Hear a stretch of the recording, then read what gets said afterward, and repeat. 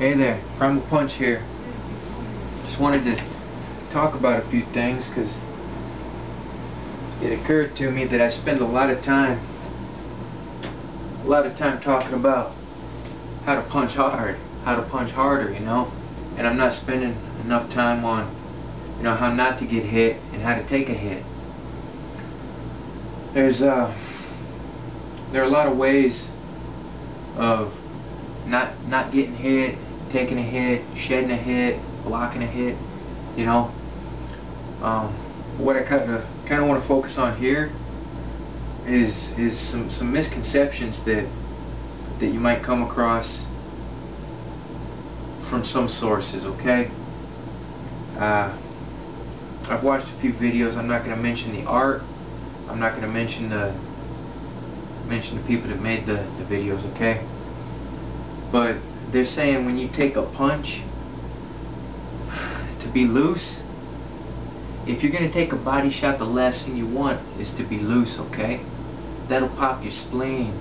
It'll, you know, rip your liver to pieces, stuff like that, you know? You can suffer organ damage. Your muscles are there for a reason. This is a sheath for your guts. It's a protective layer. This is your armor, man. Don't let it go loose. It's never better. If your muscles are loose up here and you're not dropped down and you take a shot on your sternum or your mastoid process, you know, you could be foobar. You could be just like done. And that's not a good place to be. You know, this stuff might be okay when they're monkeying around and they look more impressive, like, here, you just stand there and be all nice and soft and gooey, and then my goofy stuff is going to be more impressive, right? Because if you're going to stand there for me all soft and gooey, then my weakest punch is going to feel like something, you know? Look, listen to your common sense, okay? Don't just take stuff like at first glance. Research, okay? Even what I tell you, research. Don't just believe me because I say so, and don't just believe anyone else, okay? So, if you're going to take a punch, alright? If you have to get hit, try to shed it, but tighten up, okay?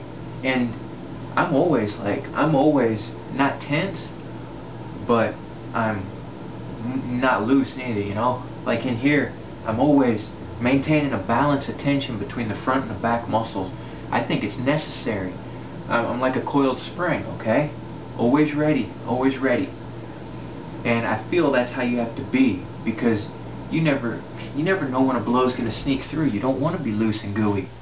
You don't want it in there digging up your guts, you know, tearing up your organs. 'Cause that's not cool. That's not cool. That's the kind of thing that'll get you dropped, okay? Because this is real life. So I want you to think about that. I want you to be settled in over the important things, alright? Let your muscles pull together in the front. Okay? Let them pull down, let them pull together. You know, and if you got a punch coming in, you tighten up and try to turn so it's going to slide off you a little bit, okay? Try to turn. If it's, you know, if I've got a guy's left hook coming in at me right now, then I would want to try and tighten up and let it skid off, okay? So, you know, that's their left hook's going to be coming in this way, right? If that's coming in at my body, which usually on the street, man, most people ain't throwing body shots, they just head hunting. But, you know, for that too, you shed the blows, man. You try and get out of the way. If you can't get out of the way, shedding it is better than blocking it. Blocking it's better than getting hit, alright? So, in order of what's better to worse is not getting hit, you know, slipping the punch completely. Next is shedding it, which means to take it and let it shed off, you know.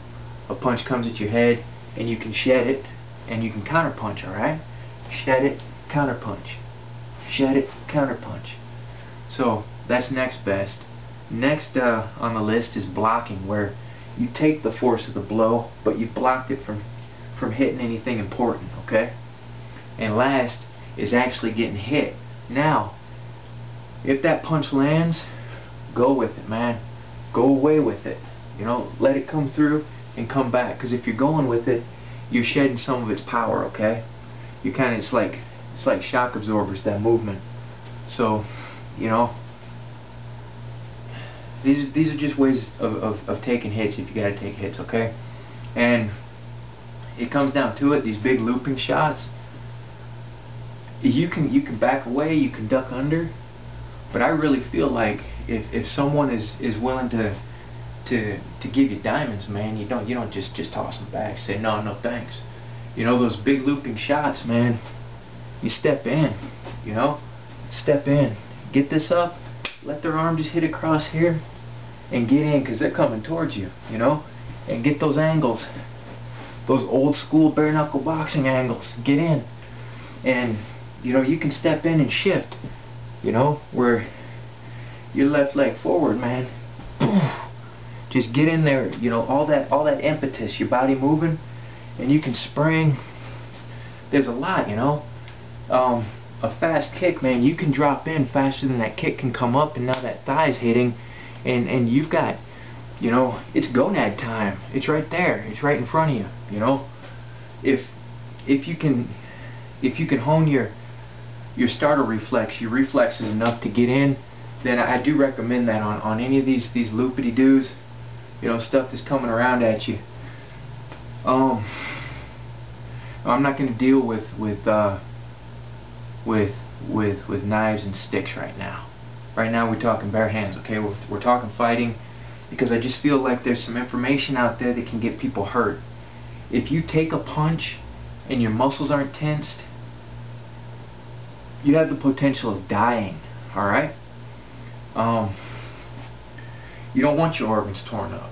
You just don't want that happening. You don't want a hernia or a torn this or that, alright? I can't stress enough, you know, do your crunches, exercise your stomach, do the Fighter Jango stick workout, man. Start at the beginning, but work, and all these movements, man, shed, you know. If you got questions, ask me. I'll work up more stuff. This was kind of impromptu because I saw information I believe can get people hurt. Alright? That's it. Punch hard and try not to get punched.